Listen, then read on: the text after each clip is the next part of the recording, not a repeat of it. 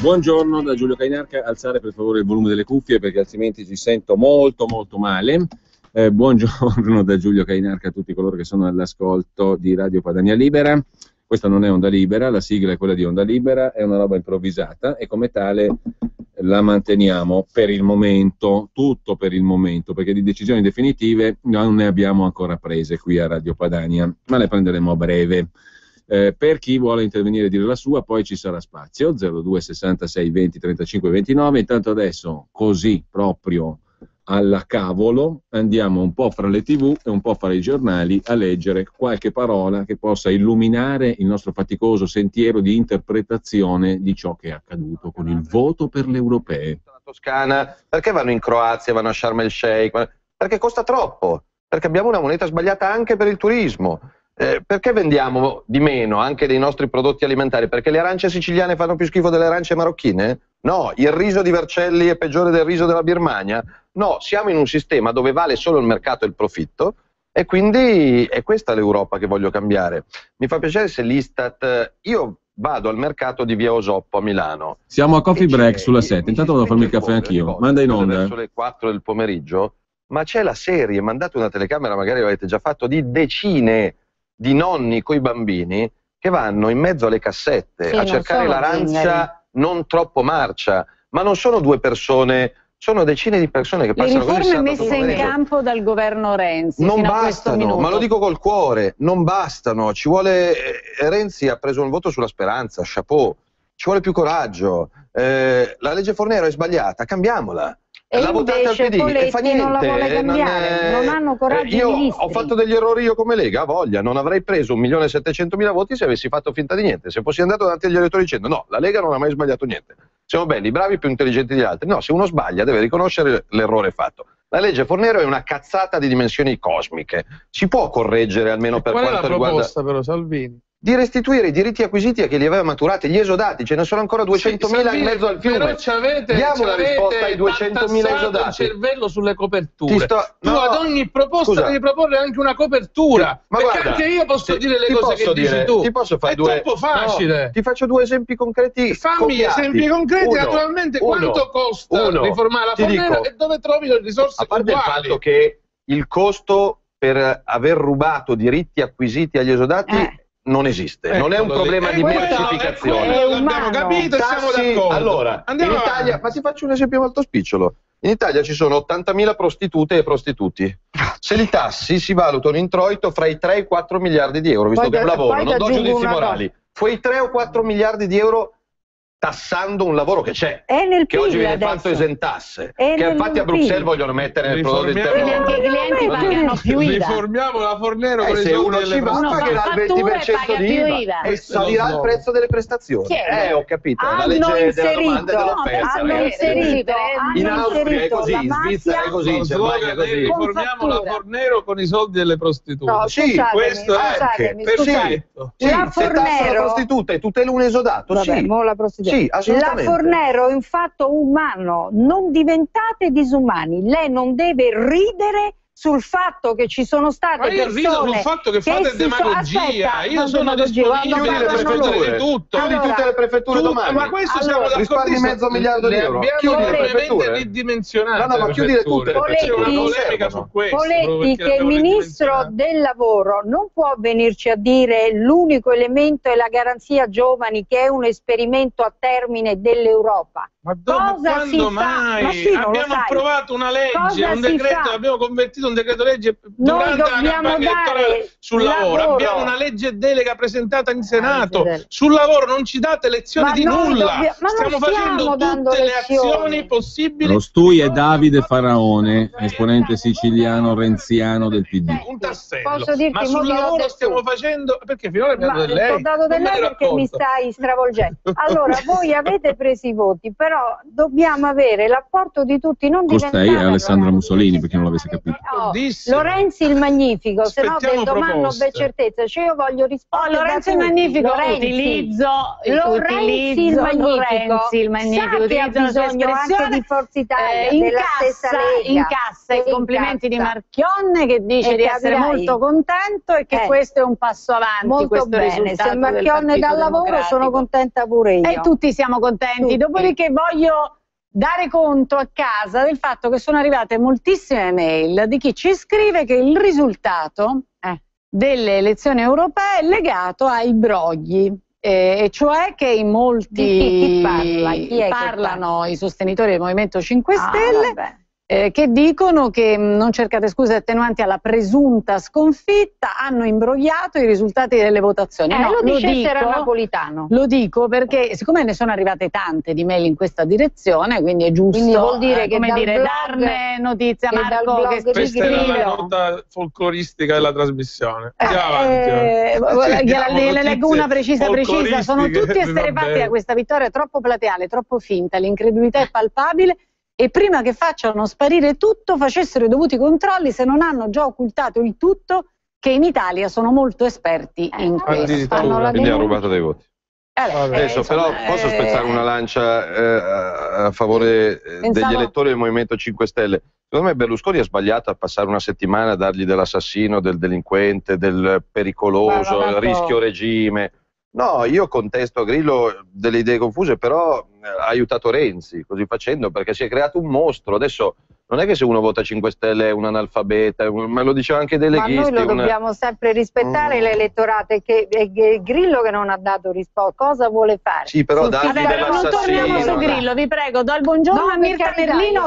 Mirta, che Salvini voleva dedicarti una canzone in napoletano. Ma che bello, sono felice. Adesso tu ci dici quali sono i tuoi ospiti e dopo lui canterà O Sole Mio, ce l'ha promesso. Devi sapere, Tiziana, che avendolo difeso quando a Napoli l'hanno aggredito, tra virgolette, mi sono beccata degli insulti su Twitter pazzeschi, è il minimo che può fare per me.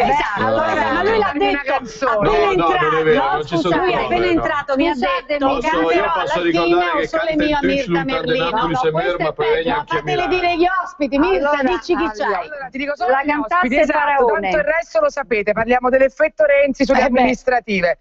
Fausto Bertinotti, Vittorio Feltri, Alessia Moragni, Roberto Cota, ex governatore del Piemonte che sarà di cattivo umore, Gianni Alemanno, Alessandro De Angelis, Michele Emiliano e Maria Stella Gelmini. Bene. C'è la Mussolini che è turbata dalla presenza di Bertinotti. Che bello, pensavo che nostalgia. Vieni a salutare, vieni giù Alessandra. No, salutamelo te. Ecco. Va bene, c'è Salvini con O Sole Mio. No, una strofa. Lo aiuti la Mussolini. No, A, sono stonato e B, cioè io non voglio mancare di rispetto perché sbaglierei gli accenti, le cadenze. Ma fallo cantare a lui, io al limite Sciuri potrei cantare, ma O Sole Mio è già troppo al nord. Canta Sciuri, vai, canta, almeno fai qualcosa di... Però nei prossimi 3 secondi, perché sennò chiudiamo. Evitiamo questa tragedia. Solo lei, questo è il nostro problema. Grazie a Mirta Merlino, tra pochissimo l'aria che tira, noi ci vediamo. Benissimo, le chiacchiere in televisione sono molto belle, poi siamo tutti amici, si ride, si scherza, e in ogni caso ognuno ha fatto la sua parte, abbiamo fatto quello che dovevamo fare, voi avete promesso, quell'altro non ha promesso, io l'avevo vista giusta, te l'avevi vista sbagliata, quello ha sbagliato, quello è giusto, però alla fine siamo tutti amici, come diceva appunto, ricordava oggi molto bene Antonio Padellaro nel suo articolo di fondo sul Fatto Quotidiano, che in Italia, come diceva Missiroli, la rivoluzione è impossibile perché ci conosciamo tutti, siamo tutti amici alla fin fine e tutti pronti al dialogo, al riconoscimento reciproco, bla bla bla bla bla. Quanto manca la pubblicità? 4 minuti. Allora torniamo dove ci eravamo interrotti, perché così appunto abbiamo questa funzione fondamentale di cercare di capire nel dettaglio, nello specifico, nell'analitico, entrando nei particolari eccetera, cos'è successo domenica col voto, e a questo fine ci aiutano i commentatori, i giornali, le tonnellate di parole che per le 21 prime pagine di tutti i quotidiani oggi in edicola si occupano del voto di domenica. Tra le varie questioni c'è anche quella del nord, quell'area del paese che non esiste, è un luogo utopico, immaginario, è inesistente, però ha votato. Si tratta dell'articolo in particolare di Dario Di Vico sul Corriere della Sera, che è centrato sulla questione settentrionale dopo il federalismo. Già il titolo fa sbellicare dalle risate, perché dà per quasi fatto accertato che il federalismo in Italia ci sia già stato, e la questione settentrionale adesso sta in questi termini: dopo il federalismo, che nessuno ha mai visto e nessuno vedrà probabilmente mai.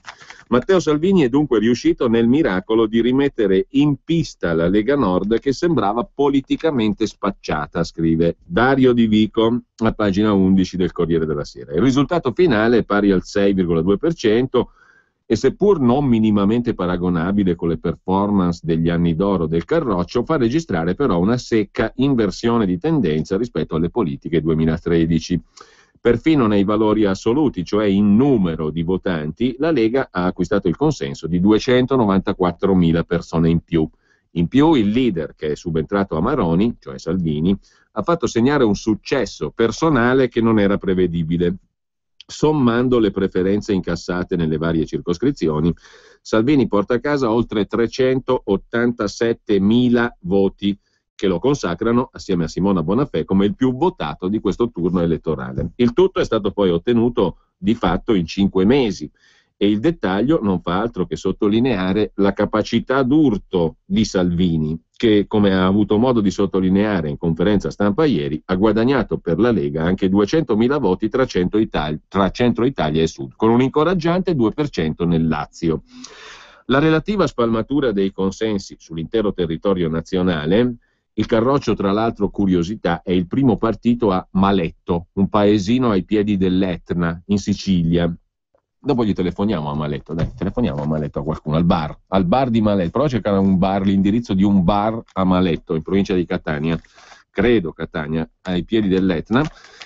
Dunque, la relativa spalmatura dei consensi sull'intero territorio nazionale è dovuta all'adozione di una parola d'ordine come no euro, che ha stemperato il carattere nordista del partito e lo ha presentato come la forza più coerente del fronte euroscettico. Nei vari riepiloghi fatti davanti alle telecamere, Salvini ha attribuito la vittoria anche ai 2 referendum lanciati dalla Lega, uno contro la riforma Fornero del lavoro, l'altro contro la legge Merlin sulla prostituzione, ma qui è difficile misurarne l'impatto, scrive Di Vico. Sono stati tutt'al più un completamento dell'offerta. L'impressione comunque è che il segretario, adottando la tattica del primum vivere, abbia riportato a casa un cospicuo numero di voti leghisti che alle politiche erano emigrati sotto le bandiere di Grillo.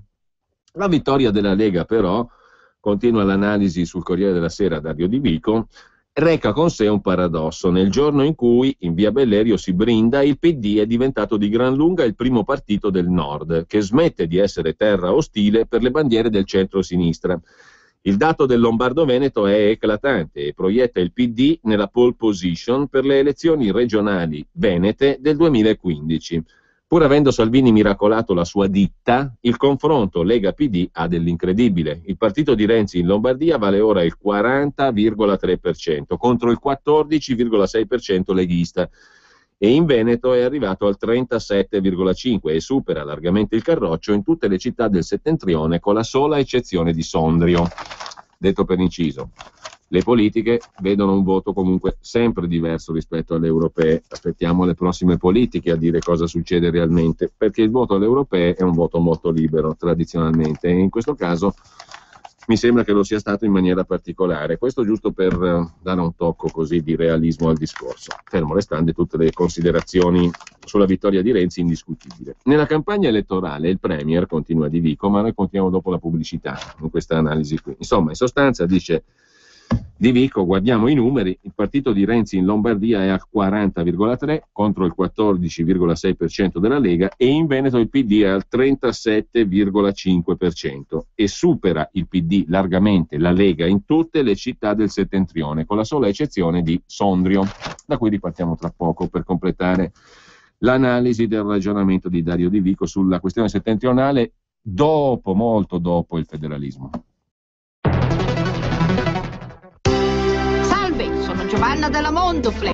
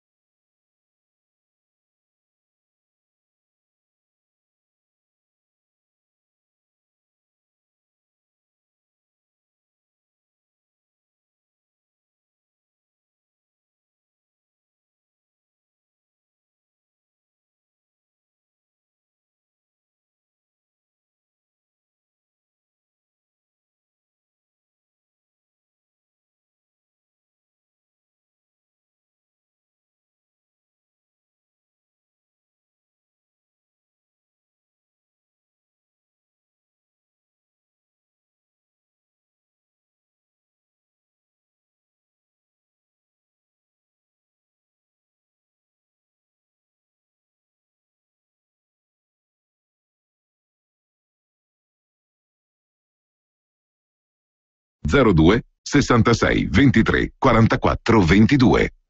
Bene, torniamo allora al pezzo di Dario Di Vico. Nella campagna elettorale il premier Renzi aveva curato il nord-est, in maniera particolare il giro nelle scuole che era partito da Treviso, poi era tornato per il Vinitaly a Verona e poi era presente alla Dunata degli Alpini a Pordenone e aveva voluto battezzare di persona a Palazzo Chigi con i sindacalisti la faticosa chiusura dell'accordo Electrolux. Questo Renzi. Un tour di grande efficacia, tanto che oggi il segretario veneto del PD, Roger Demenec, può dire che i veneti sono stanchi di essere governati dal centrodestra, un'affermazione che solo qualche settimana fa avrebbe provocato ilarità. È accaduto, per dirla con Cacciari, che stavolta il PD è riuscito a far pace col ceto medio in virtù di un nuovo interclassismo capace di attrarre imprenditori ed operai. È la stessa cosa che dicevano della Lega qualche anno fa, Transer. Va bene, queste analisi vanno sempre bene, quando qualcuno vince. Qualcosa del genere è accaduto anche nella culla del leghismo varese. Il parlamentare del PD Marantelli snocciola i dati del suo partito a Varese. Siamo arrivati al 41,8%, la Lega 14,6%. Spero che il trionfo di Salvini continui sempre così, ha detto Marantelli. In provincia il differenziale è più ridotto, 37-16, ma rimane incredibile. Abbiamo sempre sognato un partito capace di parlare ai piccoli imprenditori. Con Renzi è diventato realtà, dice Marantelli, deputato del PD varesino. Più il PD mostra, come nel caso del decreto Poletti, di saper fare i conti con la CGIL senza subirne i veti, più nei distretti artigiani del nord i consensi crescono. È evidente che il PD non ha ancora una politica convincente né per i territori, fiere, infrastrutture, aeroporti, né per le partite IVA e quindi non ha ancora sfilato alla Lega la primogenitura nordista. Ma il terremoto c'è stato, sempre considerando che un conto è il voto alle europee, un conto amministrative e politiche. Che cosa farà Salvini davanti a questa importante novità? Si conclude così il pezzo di Dario Di Vico. Il leader leghista ieri è subito partito all'attacco della giunta Pisapia, proponendosi come ariete per l'intero centrodestra, ma anche in questo caso dovrà fare i conti col PD che a Milano città è arrivato al 44%. Quindi l'operazione non è facile, serve solo a produrre adrenalina, anche perché la rivitalizzazione della Lega non corrisponde a un refreshing del federalismo. Parola chiave che ha determinato l'epoca d'oro del Carroccio e lo sfondamento elettorale tra i borghesi di città. Anche i sentimenti indipendentisti dei veneti, con l'incredibile storia del Tanco, nelle urne si sono stemperati e non hanno premiato più di tanto la lista leghista. Salvini quindi, conclude Dario Di Vico, Corriere della Sera, dovrà decidere se continuerà nella linea a dominanza euroscettica, privilegerà il dialogo con Marine Le Pen. Se invece tenterà di tornare al padanismo, ricercherà l'asse con la Catalogna. Sommare le due cose non è semplice. E così ce la siamo cavata anche con l'analisi di Dario Di Vico sul Corriere della Sera. Poi c'è tutto lo spazio per le donne elette. Terza scelta di genere, liste con candidate forti, le donne elette raddoppiano. 3 capiliste su 5 hanno mantenuto la loro posizione. Alessandra Moretti. Dopodiché le renziane e via dicendo. Bonafè prima in classifica nella gara delle preferenze, la Meloni fuori con 350.000 voti, 400.000 schede per Salvini, ma era in tutte le circoscrizioni. Un numero assoluto, Salvini è colui che ha ricevuto più preferenze in tutta Italia. E sempre dal Corriere della Sera, poi un voto, l'analisi dei flussi elettorali, un voto del PD su 10 viene dal Movimento 5 Stelle, tradito da quasi metà degli elettori, più 2,5 milioni dal 2013 per il PD, primato nel PD anche tra i 18-24 anni che votano appunto principalmente Partito Democratico. Poi c'è la scalata di Chiamparino in Piemonte, l'Abruzzo che si affida all'ex sindaco che ha riempito le sue liste anche di PDL, il PD che fa il pieno anche nei comuni, i sindaci già eletti nel capoluogo. Dopodiché passiamo al capitolo europeo del voto, Francia e Gran Bretagna su tutti. Dal voto una verità dolorosa, ha detto ieri il presidente socialista francese Hollande, ora un'Europa più semplice e più chiara. Il presidente francese è tornato a promettere crescita e occupazione, mentre Nigel Farage a Londra mette nell'angolo il premier conservatore Cameron. Dentro o fuori dall'Unione Europea è la domanda che pone lo UKIP, lo United Kingdom Independence Party di Nigel Farage. Il successo dello UKIP avvicina il referendum sul futuro del Regno Unito. Ma quale uomo da pub? David Cameron è in grave difficoltà. Per la prima volta nella storia i conservatori sono terzo partito. Per la prima volta da 100 anni né i conservatori né i laburisti vincono elezioni nazionali. È un colpo durissimo quello che lo UKIP ha assestato al sistema politico britannico. È in testa col 27,5% dei voti e ha 24 parlamentari europei eletti. Il premier Cameron, conservatore, cerca di guardare al domani e alle elezioni generali del 2015 e comincia a punzecchiare Nigel Farage, che è riuscito nell'impresa di dipingersi come prototipo dell'inglese medio, l'inglese dell'Essex, moderato, deluso e benestante, il lavoratore che lavora e si concede la pinta di birra serale, scrive da Londra per il Corriere della Sera Fabio Cavalera. Mossa abile, tuttavia altro che borghese ordinario, dice il premier britannico Cameron a proposito di Farage. È un consumato politico, un tattico molto bravo, con qualche scheletro nell'armadio, tipo quelle grandi note spese rivendicate in qualità di parlamentare europeo. E vedere che c'ha le mutande di qualche colore, anche lui pagate, si sospetta, con fondi pubblici. E poi c'è la strana storia della moglie a libro paga, sempre del Parlamento europeo. I risultati del test europeo costringono comunque i conservatori a rimodellare le strategie di breve e medio termine. Nel sud inglese e nelle Midlands orientali, terre dei conservatori, lo UKIP marcia oltre il 30% e Cameron prova a prendere subito le contromisure. Il primo pensiero va a Nigel Farage, ma la battaglia di fondo resta quella contro i laburisti. Oggi Cameron è convinto che la corsa a Downing Street, cioè alla guida del paese nel 2015, si giocherà imbracciando l'arma dell'euroscetticismo e del referendum sì o no all'Europa nel 2017. Così il Corriere della Sera, mentre a Bruxelles spunta l'ipotesi della grande coalizione fra popolari e socialisti, i nomi degli outsider per la guida della Commissione dell'Unione Europea. L'Italia punta ad avere la guida degli affari economici o dell'antitrust all'interno della nuova Commissione Europea. Imbarazzo a Berlino perché debutta al Parlamento Europeo Udo Voigt, 62 anni, capo dei neonazisti dell'NPD. Hanno preso l'1% dei voti sufficienti per mandare il 62enne Voigt al Parlamento europeo. Nel 2012 condannato per istigazione all'odio razziale e glorificazione del nazismo. Hitler, un grande uomo di Stato, ha detto Udo Voigt. Il ministro degli esteri tedesco, Steinmeier, ha definito un orrore l'elezione di Voigt al Parlamento europeo. Il leader del partito neonazista, 62enne, noto per aver definito Adolf Hitler grande uomo di Stato, è stato eletto al Parlamento europeo. Nel 2012 Udo Voigt fu condannato da un tribunale di Berlino per istigazione all'odio razziale e glorificazione del nazismo. Evitò il carcere e ora si siederà all'Assemblea di Strasburgo col dichiarato obiettivo di far saltare l'Unione Europea da dentro, sostituendola con un'Europa unita delle patrie con Russia e Ucraina. Per Voigt uscire dall'euro darebbe grande impulso alla nostra economia e sarebbe molto meglio che pagare miliardi per salvare Grecia, Spagna e Portogallo. Così il Corriere della Sera, che conclude poi le prime 21 pagine aggiungendone altre due con un'intervista a Joschka Fischer, 66 anni, già leader dei Verdi tedeschi, ministro degli esteri, vice cancelliere dal 98 al 2005 nei due governi rosso-verdi di Schröder, strenuo oppositore dell'intervento in Iraq, ha sostenuto invece la guerra contro la Serbia in Kosovo. È membro del gruppo Spinelli per il rilancio dell'integrazione europea. Il risultato avvelenato, dice Joschka Fischer commentando il voto europeo, un'Europa instabile destinata alla crisi. Il voto è stato un voto contro l'austerità. Un tedesco alla guida della Commissione europea non è una buona idea. Merkel ha poco spazio di manovra. Tanto lavoro per Draghi, prevede Fischer. Le pressioni su Draghi e sulla BCE cresceranno. L'Eurozona priva di direzione politica è destinata a fasi tempestose. Con ciò lasciamo il Corriere della Sera e torniamo alla prima pagina della Stampa di Torino. Stampa di Torino, mi lascio il piacere di leggere tutti gli editoriali del direttore Mario Calabresi, del vice direttore Massimo Gramellini e dell'esperto di berlusconismo e affini, soprattutto di affini, Giovanni Orsina. La destra copi l'esempio del PD. Da leggere, perché è interessante, il pezzo di Bill Emmott, che parla naturalmente della Gran Bretagna, essendo Emmott l'ex direttore dell'Economist. Qui in Gran Bretagna siamo in cerca della metafora giusta, scrive Emmott.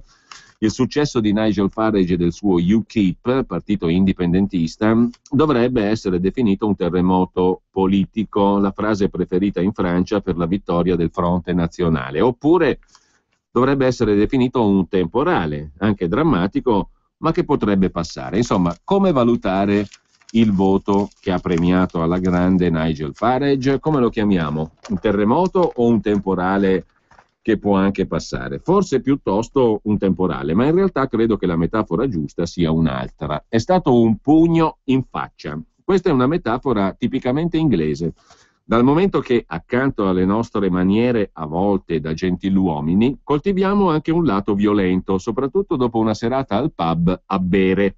E lo UKIP di Farage è principalmente un partito da pub, fatto di antichi istinti rabbiosi e soluzioni semplici.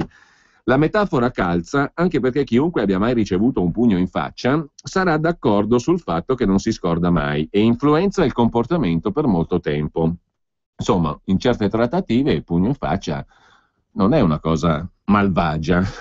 Il pugno è stato sferrato in faccia all'establishment politico, ai 3 partiti tradizionali, l'opposizione laburista di sinistra e i partiti dell'attuale coalizione, conservatori di destra, liberal-democratici di centro.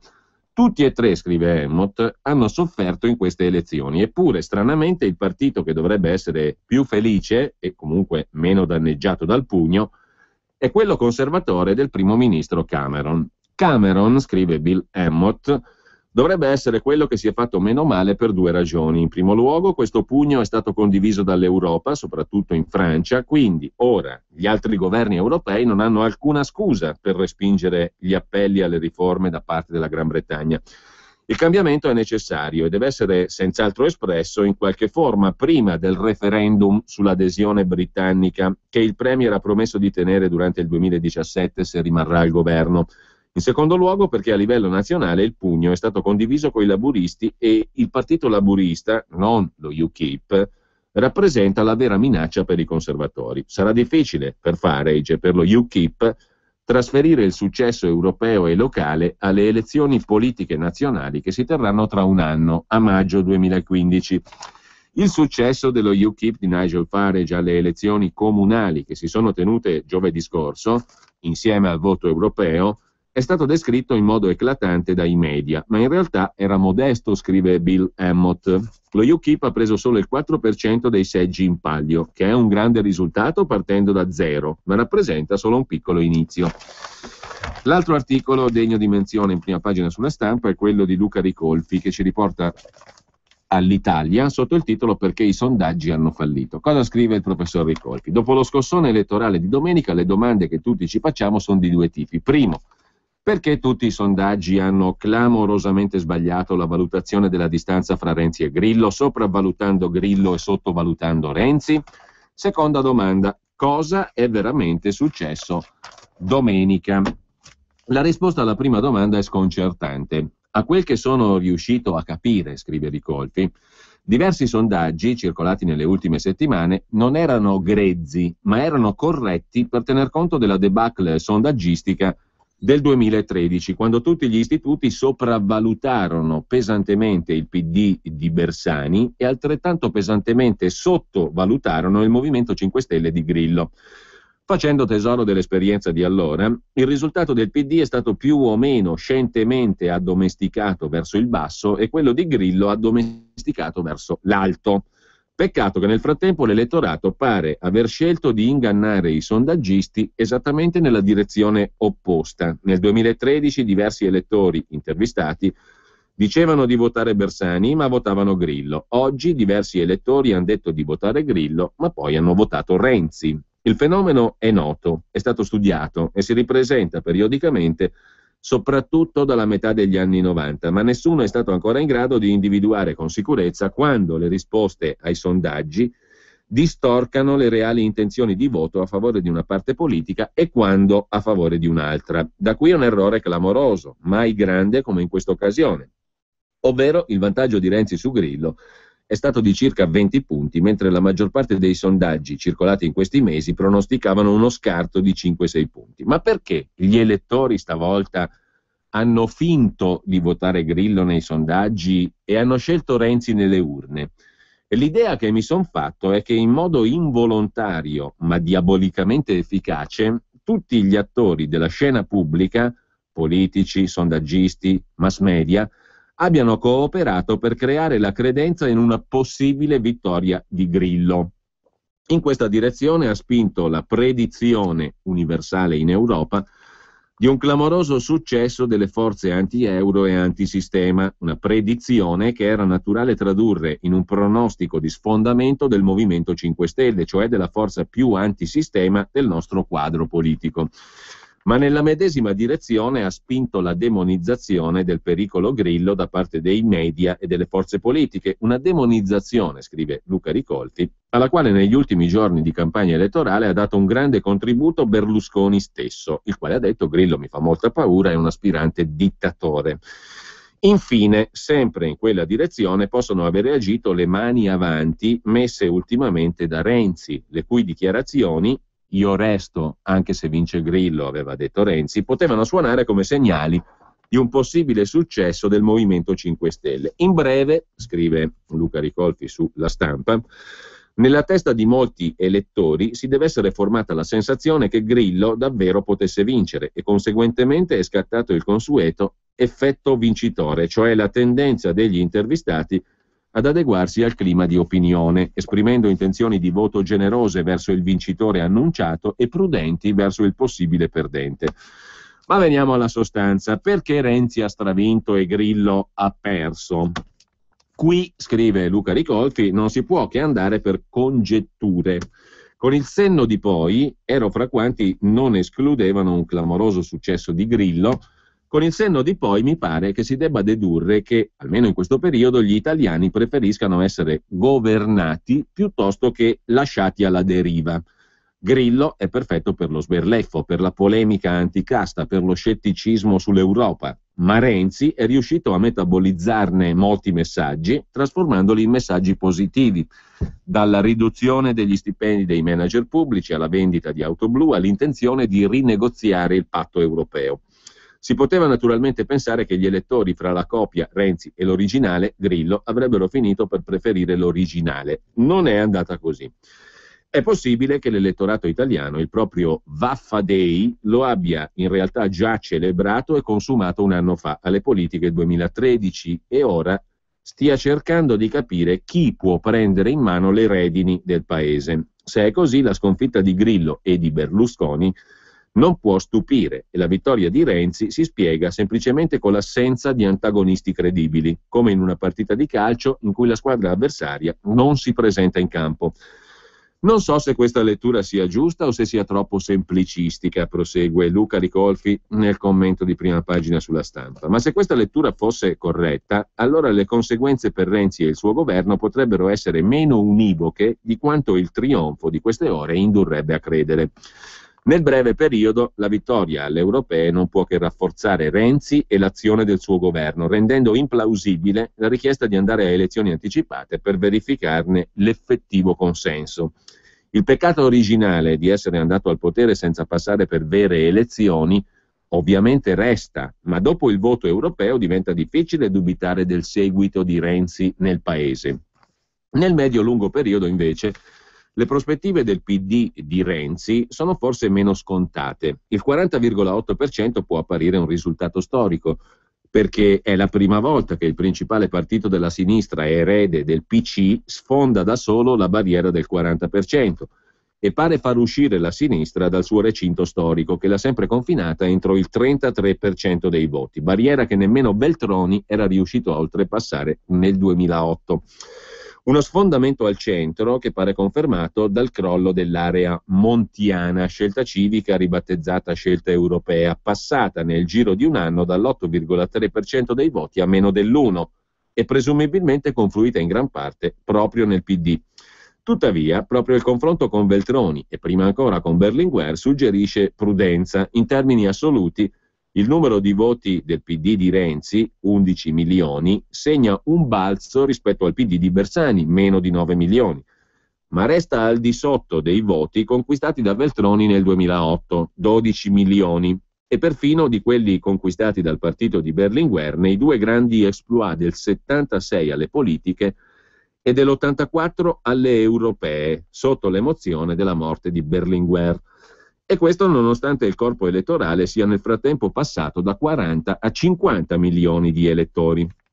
Naturalmente, s'avvia a concludere il proprio ragionamento il professor Ricolfi, è vero che l'incapacità di tornare ai 12 milioni di voti conquistati in quelle tre occasioni, 1976, 84 e 2008, si deve innanzitutto al calo della partecipazione che ha falcidiato il seguito di tutti i partiti, non solo degli eredi del PC. Il punto però è che nel 76 votava comunista quasi un italiano su 3, mentre oggi vota PD poco più di un italiano su 5. Per questo, conclude Ricolfi, è ancora presto per parlare di un pieno insediamento del PD nel cuore della società italiana. Quel che è certo per ora è che fra chi si reca alle urne, meno del 60% del corpo elettorale alle europee di domenica, Renzi non ha veri avversari, specie quando si vota per scegliere un governo. Tutto sta a vedere se quando si tornerà al voto gli avversari di oggi saranno ancora privi di un programma convincente e di un leader credibile. Così Ricolfi in prima pagina sulla Stampa di Torino, che dedica, come tutti i giornali di oggi, pare che si siano messi d'accordo, 21 pagine, esattamente 21, al voto e al dopovoto, alle analisi, alle interpretazioni, alle interviste e tutto il resto. Renzi e il boom, democrazia renziana, nelle urne le tracce della vecchia balena bianca, pagina 2 Amintore Fanfani, a pagina 4 invece il PD che dimentica le divisioni interne, sono spariti tutti i gufi e la Stampa interpella Rosy Bindi, Matteo ha battuto anche la mia democrazia cristiana, ha vinto lui, ora ricompatti il partito, chapeau, dice Rosy Bindi. Però adesso apra un dialogo vero sulle riforme. Quando uno è così forte non ha bisogno di battere i pugni. Per consolidare il 40% nel PD tutti si devono sentire a casa propria, dice Rosy Bindi, oppositrice a suo tempo di Renzi. E il Quirinale? Che fa Giorgio? Il re napolitano soddisfatto per il nuovo slancio che avranno le riforme, scrive la Stampa, che poi si occupa di Grillo, naturalmente. Il fondatore non lascia, nel video Grillo torna comico, il video il cui audio abbiamo trasmesso stamani, e poi c'è un deputato, vicepresidente della Commissione Esteri della Camera, che è molto intervistato dai giornali di oggi, vale a dire Alessandro Di Battista. È un momento duro, dice il deputato del Movimento 5 Stelle, servirà più tempo. Non mollerò certo adesso, credo che il Movimento 5 Stelle andrà al governo, il cambiamento culturale è più lento del previsto ma è inarrestabile. Mentre la pancia del Movimento 5 Stelle sul web attacca il popolo italiano, pecoroni, ma spuntano le critiche, caro Beppe ascolta chi non la pensa come te, scrive la Stampa di Torino. Il Nord-Est sta con Renzi, il reportage affidato da Padova a Michele Brambilla, una scommessa a tempo.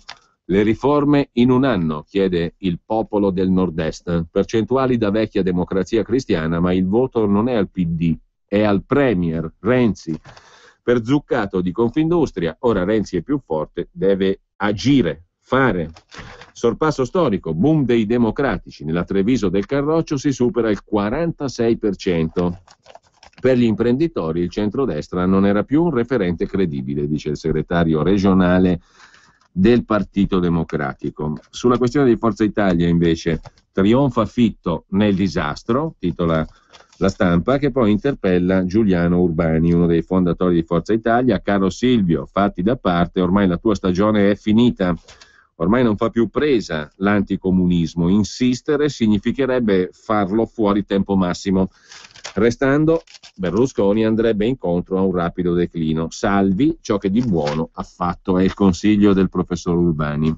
Del nuovo centrodestra di Alfano abbiamo detto abbastanza, poi c'è la lista Tsipras, primi duelli tra gli intellettuali e i partiti della nuova sinistra, un pezzo di Sinistra Ecologia e Libertà guarda al PD, Moni Ovadia primo nel calcolo delle preferenze nella circoscrizione nord-ovest, aveva annunciato la sua rinuncia al seggio prima delle elezioni.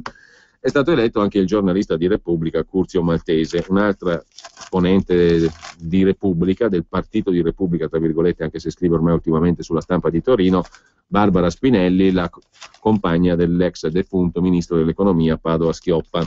Sia Curzio Maltese, giornalista di Repubblica, che Barbara Spinelli sono stati i primi nella circoscrizione nord-ovest maltese, nelle circoscrizioni centro e Italia meridionale Barbara Spinelli, che è orientata a rinunciare al collegio, mentre Curzio Maltese dovrebbe subentrare a Moni Ovadia per la lista Tsipras. Poi c'è il Piemonte, il volo di Chiamparino, doppiata Forza Italia, Grillini solo terzi, Chiamparino avrà maggioranza assoluta, 32 seggi su 50. La sua è la ricetta rassicurante del sindaco dei sindaci. Poi c'è l'intervista della Stampa a Chiamparino, il lavoro sarà la mia priorità, via al progetto di area alpina. La mia forza è che non devo far carriera e ho margini di manovra, dice Chiamparino. Il rapporto con Renzi, questo nostro risultato è legato strettamente a quello di Matteo. Siamo entrambi riusciti a dare speranza. Guarderò più a Milano o a Roma? Se devo scegliere dico Bruxelles, afferma il neopresidente della regione Piemonte Chiamparino. È per questo che voglio discutere con Lombardia e Veneto. Se ci sarà l'occasione di partite a scopa con Marchionne, perché no? Ma devo cercare nuovi compagni, vincevo sempre io, era diventato un po' noioso, dice Chiamparino. La Stampa poi intervista anche Nino Aragno. Nino Aragno, imprenditore con interessi in sanità, edilizia e agricoltura, cuneese, ha fondato nel 98 una raffinatissima casa editrice, convinti dall'uomo, non dal partito, dice l'editore moderato che appoggia Chiamparino. Ecco perché la Granda Cuneo ha svoltato un atto di fiducia per chi ha saputo raccogliere amministratori incorrotti.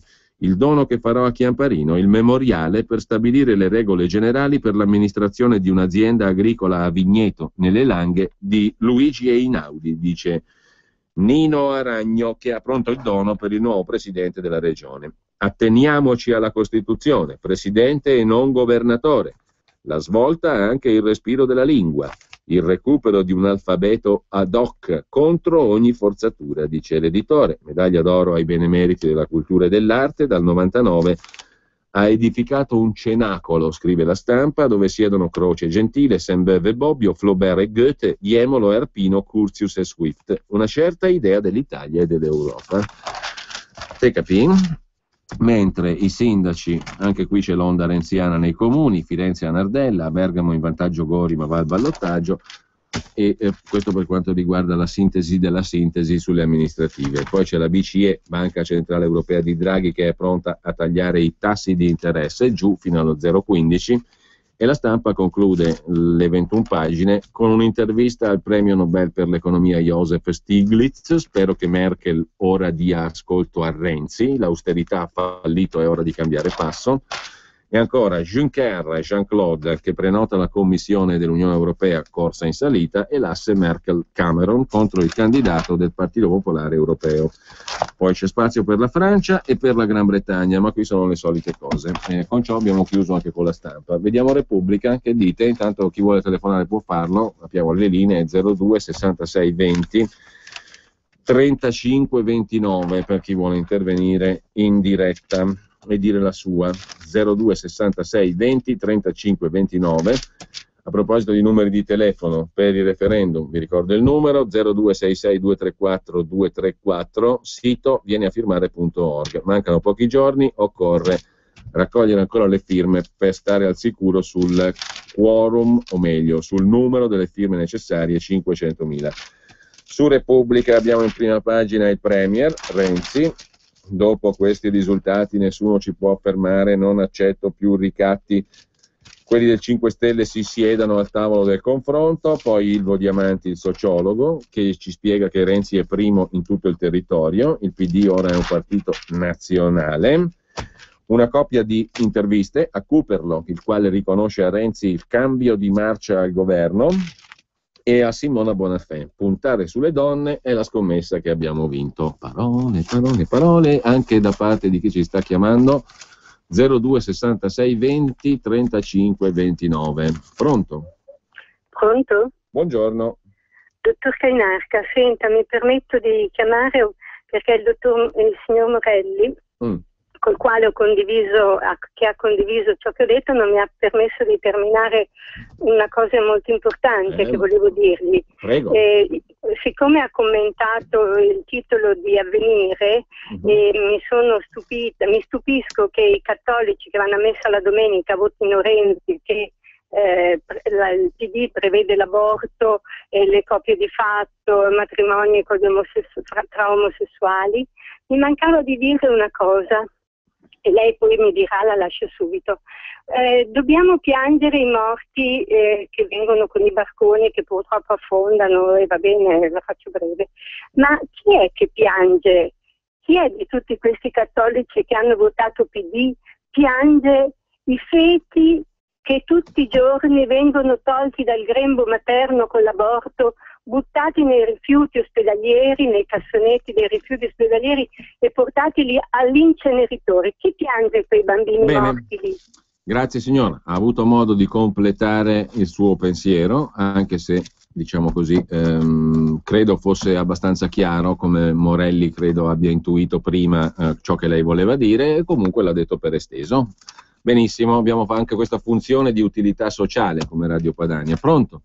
Pronto? Buongiorno. Buongiorno. Senta, io parlo da Moncalieri in provincia di Torino. Sì. Sono rimasta basita per la vittoria di Chiamparino. Ma come? Ma scusi, ma in che paese, in che mondo adesso con simpatia glielo dico, la prevedevano tutti la vittoria di Chiamparino, anche i sassi del Piemonte. Io no, io ho votato Lega con tutte le mie forze e guardi, sì, se lei incontrava un sasso sabato e gli chiedeva chi vince in Piemonte, il sasso rispondeva Chiamparino. Oh, ma santo cielo, guardi, adesso mi dispiace perché l'Italia settentrionale era bella con le 3 regioni principali della Lega, adesso invece qui è tutto cambiato. I sassi sono diventati rossi. Ecco, Chiamparino non ha mai governato bene, mai. Ad ogni modo aspettiamoci un terremoto. Cosa vuole che le dica? Sono basita.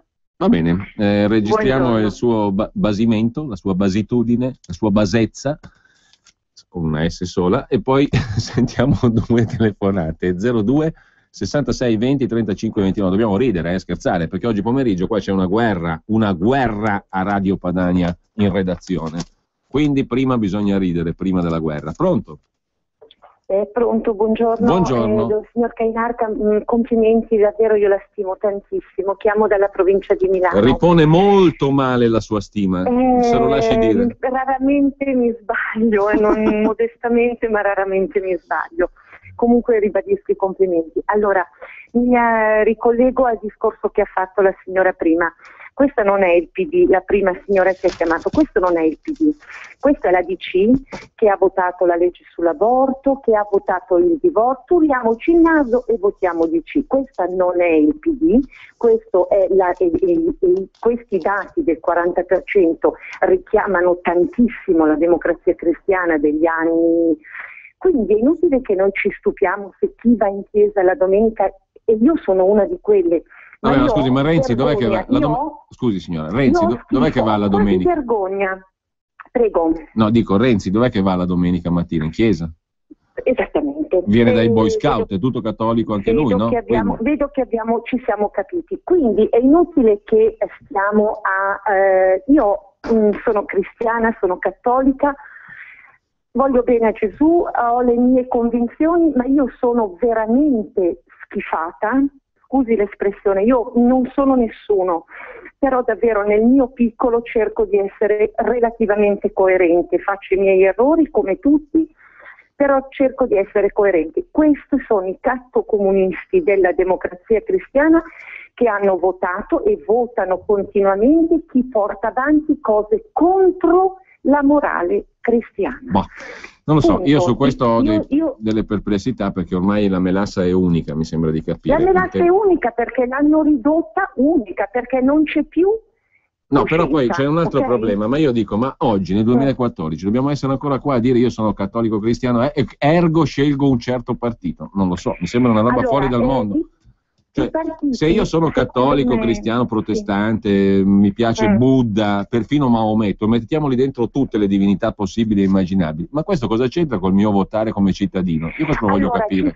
La politica, secondo me, si distingue anche nei valori, cioè uno porta capito, ma se lei guarda i valori, a parte alcune religioni, sono quasi tutti uguali, no? Bisogna essere buoni, bisogna essere bravi, bisogna essere belli, non fare del male all'altro e via dicendo. Questi sono i valori condivisi da tutti i predicatori delle religioni.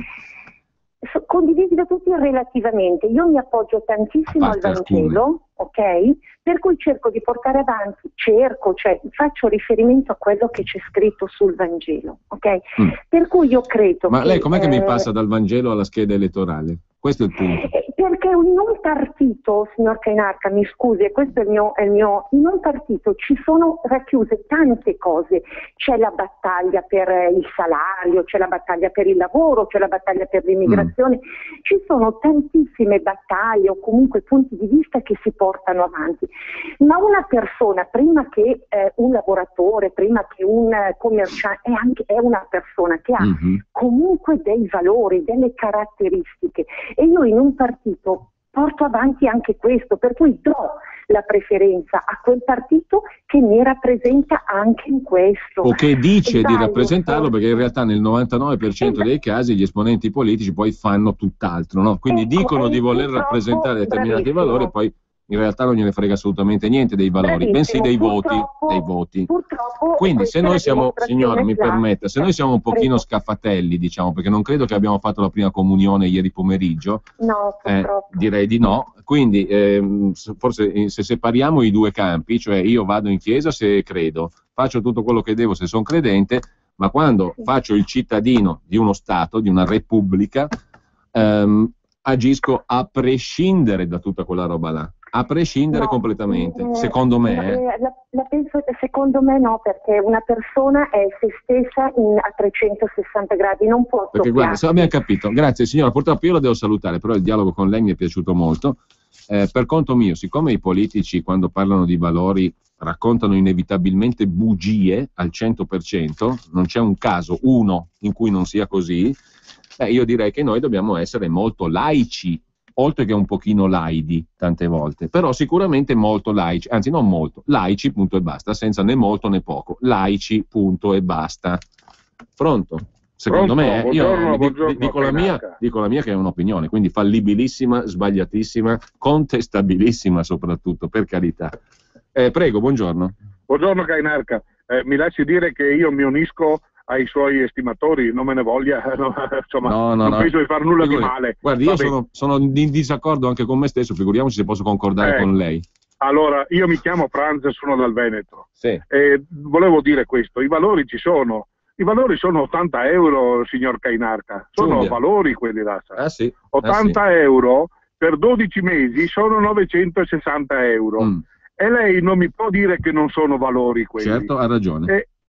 Caro mio, perché questa è la verità delle cose. Non importa se tra 15 giorni parlo mezza lingua mia perché mi riconosco meglio nella mia meno lingua. male.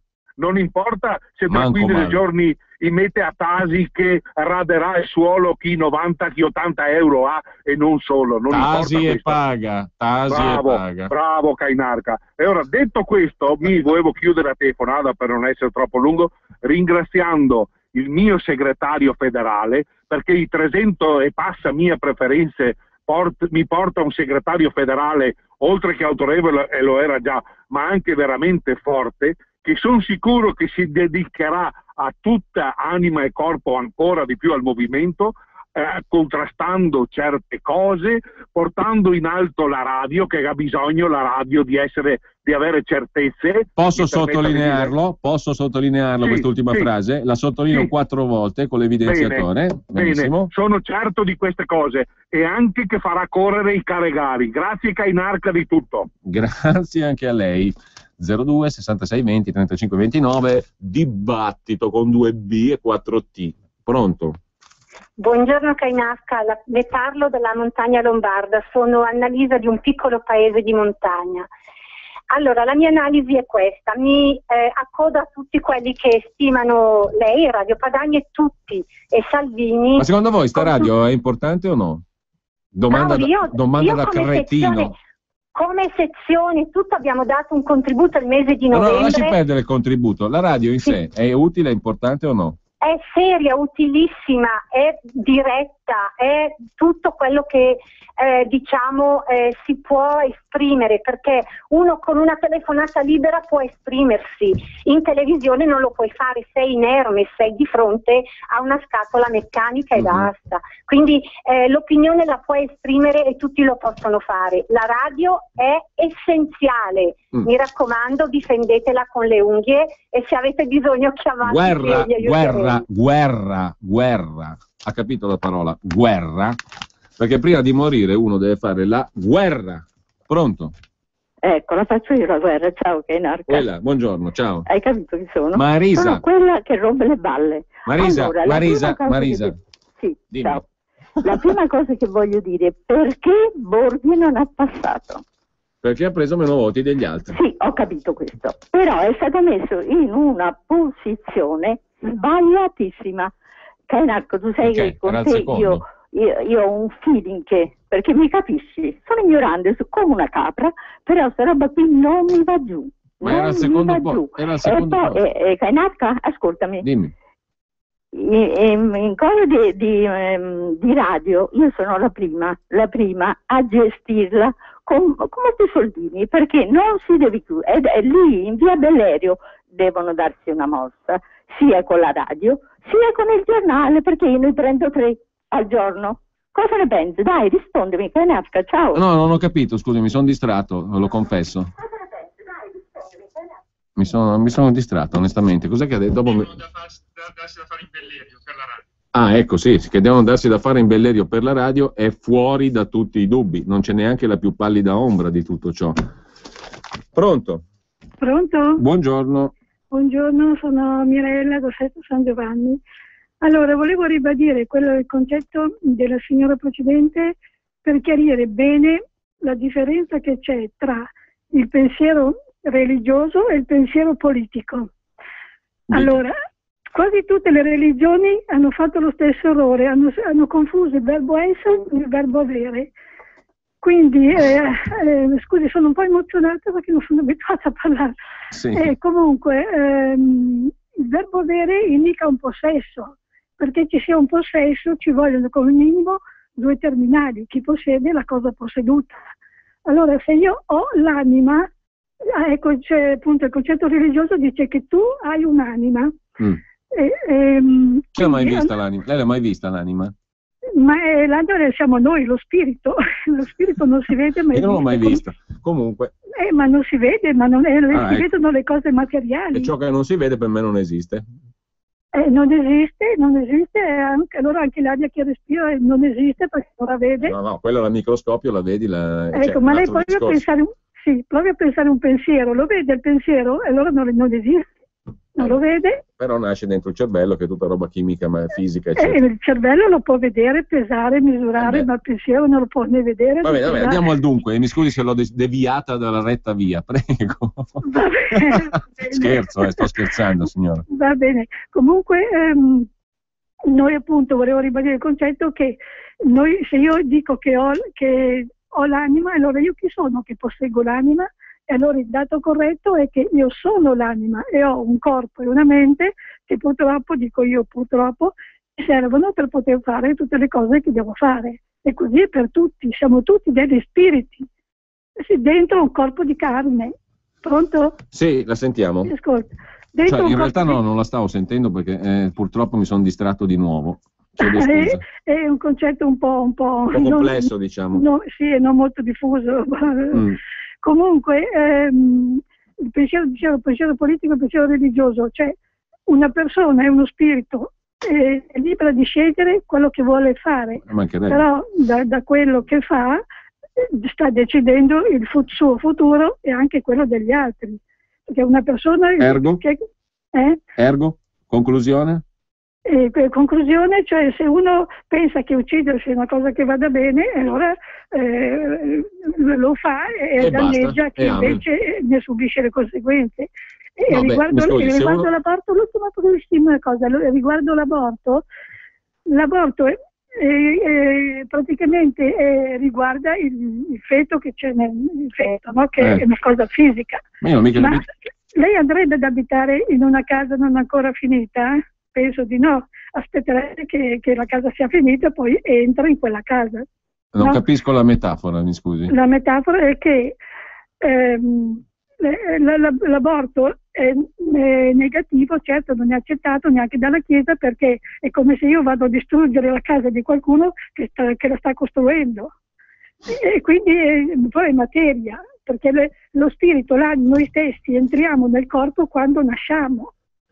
Ho capito, va bene signora, dobbiamo salutarla per questioni di tempo, però capito come da Dario Di Vico si arriva allo spirito, al corpo.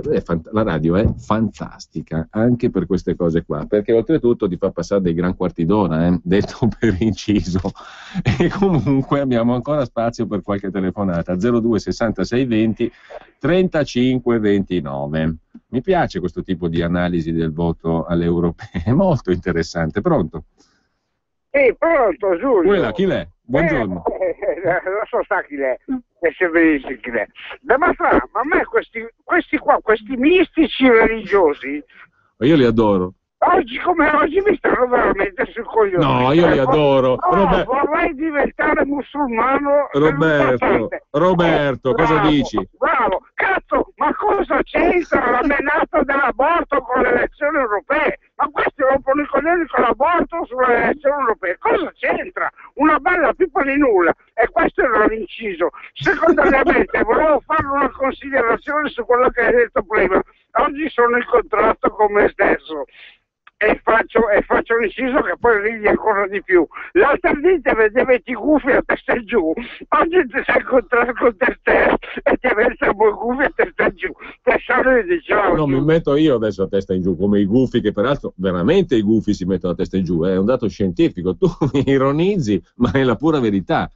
Anzi, anche Konrad Lorenz lo descrisse questo fenomeno tanti anni fa. Pronto? Pronto? Buongiorno. Sono io? Prego. Mi scusi. Di cosa vogliamo parlare? Siamo come al bar. Cosa desidera? Prego, dica. Io volevo parlare un attimo, tornare sull'argomento Radio Padania Libera. Ah sì, questo è un argomento interessante. Ecco, io direi che è fondamentale, e certo è un'opinione privata, quindi magari può anche in questo momento è anche pubblica, per dire il vero. Radio Padania Libera è fondamentale, come del resto il giornale La Padania. Ora, non capisco, io ho letto, mi pare proprio sulla Padania, che la televisione dovrà tornare per la solita mezz'ora delle 8:30. E io credo che sia uno spreco di denaro. Quel denaro e i giornalisti che ci lavorano devono passare a Radio Padania Libera. Soldi e giornalisti, se vogliono. Bene. Questa è la mia opinione, ma ditelo lì ai direttori, parlate con Matteo. Sono soldi sprecati, a quell'ora nessuno guarda la televisione, guardano Rai 1, guardano il telegiornale Tele 5, di Mediaset. È la radio che va potenziata, prendere altre frequenze, avere anche a Milano la possibilità di sentirla dappertutto. Il concetto è molto chiaro, grazie a lei. Abbiamo ancora svariati pochi minuti, prima delle ore 12, 02 66 20 35 29. È un ossimoro, svariati pochi minuti, vuol dire molti pochi minuti. Pronto? Con tono funereo disse pronto. Pronto? E nessuno rispose. Pronto? Buongiorno signora. Sì, buongiorno, informazione. Dica. In provincia di Alessandria, che frequenza è? Radio Padania, che non riesco a prendere. Allora, adesso l'intrepido regista Giulio Cesare Carnelli dice che è il 92 FM. 92, io non la prendo. 92. Casomai se lo giochi all'otto se va male, insieme a qualche altro numero. 92 comunque. 92, va bene. Che è la paura più 2. Come? La paura più 2, 90 Grazie. più 2. Arrivederci. Se l'è scemo quel figlio che stamattina. Pronto? Buongiorno. Pronto? Buongiorno, prego. Buongiorno. Ciao Giulio, mamma Ciao. mia, sto ancora cercando di capire il discorso della signora di prima, ma dove li trovate certi personaggi? No, la radio è fantastica. La radio è fantastica anche per quello. Sto ancora cercando di capirlo. Soprattutto non avere filtri è favoloso, perché veramente proprio tutti possono intervenire. Ma vabbè, io niente, rimango comunque basito, lasciando stare il discorso. Ce n'è una caterva di basiti stamattina. Stamattina abbiamo avuto basiti a ripetizione. Ma proprio basito, guarda, no, rimango solo esterrefatto. E tra l'altro, detto per inciso, è anche un aggettivino che fa chic, Quando sei su una terrazza a sorbirti il martini, dici basito e fai una figura bellina, discreta, accettabile. No, sai cosa che piccato mi sorprende il fatto, ripeto, basito ogni elezione, ogni volta che c'è qualsiasi tipo di votazione. Ma il superlativo di basito qual è? Basitissimo o basiterrimo? Secondo ma guarda, per fare il figaccione basiterrimo con la maniera, capito? Blasé. Ah, ok, capito, va bene. No, comunque per concludere, rimango stupito che la gente non guarda quello che potrebbe essere, quello che porta bene, cioè porta il bene. Partono per partito preso, è sempre così e sempre così rimarrà. E quindi purtroppamente scusa? No, purtroppamente dico, il popolo è bue, per definizione. Ma non è possibile, ragazzi, ho 34 anni, sono ancora precario, mia moglie ha trovato lavoro dopo 2 anni, non abbiamo intenzione di avere figli, non potremo mai comprare una casa. Cosa devi fare? Ti passa la voglia veramente di esprimerti in qualsiasi maniera, in qualsiasi luogo, in qualsiasi... È inutile ragazzi, inutile. Io ho 34 anni e ho, sinceramente, lo dico con amarezza, rinunciato a pensare a un futuro in generale per me e mia moglie. No, questo però non è un atteggiamento condivisibile, secondo me. Prima di tirare i remi in barca, i remi tirali in testa a qualcuno piuttosto. Io lavoro 20 ore al giorno anche, ok? Prendo 4 soldi perché purtroppo il mercato lavorativo, Dio santo, se parlo così mi tirano dietro i smadonnoni. Il mercato del lavoro prevede che i salari siano buttati giù in tutti i modi, in tutte le maniere, anche per lavori in cui sei un professionista, dove sei qualificato. Io guadagno bene, ma devo dire che non posso non fare meno di quasi 300 ore al mese. I soldi non bastano mai. Io ho provato a comprare casa, non ci riuscirò mai. Vorrei fare un figlio, ma non ho le possibilità. Cioè, uno dopo un po', a 34 anni, lo ammetto, dovrei essere pieno di energie, con uno sguardo rivolto al futuro, a figli, roba del genere. Io ammetto che circa 3-4 anni, come noi ne abbiamo parlato, abbiamo rinunciato proprio, abbiamo deciso di non farne perché non ci sarà possibilità di dargli una vita dignitosa, neanche decente, proprio dignitosa. Speravo che ci fosse qualche movimento in generale, non intendo movimento politico, intendo movimento della società, che fossimo arrivati al limite di rottura, ma devo dire che purtroppo ho capito. Niente, con questo vi saluto, scusate lo sfogo, però era un po' che lo volevo fare. Ci sta, lo sfogo ci sta, perché stamattina poi non è che abbiamo un argomento preciso. Siamo partiti da Dario Di Vico, dal voto alle europee, abbiamo toccato uno scibile molto vario e abbiamo ancora 3 minuti, 02 66 20 35 29. Pronto, sono io. Prego, è lei. Buongiorno. Credo, se lei è sicuro è lei. Lei è sicuro di essere lei? Sì, per l'amor di Dio. Prima complimenti. È già qualcosa sto periodo, Prima complimenti alla Lega per il successo elettorale.